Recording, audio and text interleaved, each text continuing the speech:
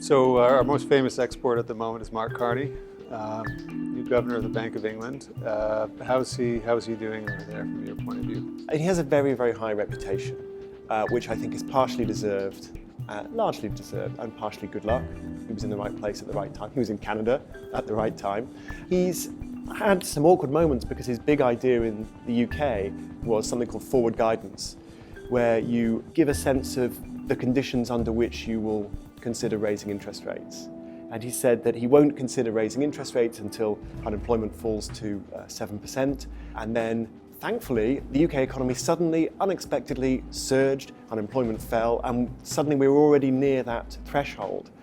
And so, almost immediately after introducing this big new idea, he's having to backpedal and say, well, that's not the only consideration. And I think that's a problem of perception. I think it looks a little awkward for him.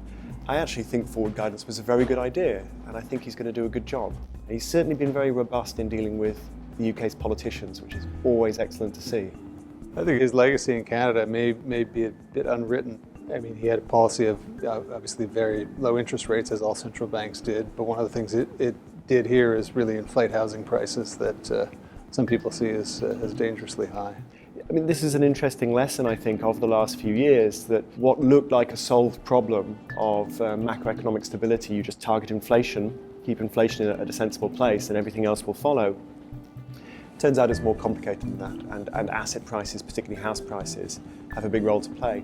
Mark Carney is one of many people who are trying to adjust to that, but we don't really know what the right response is. Alan Greenspan used to say, well, yeah, you could have asset price bubbles, but what are we supposed to do about it?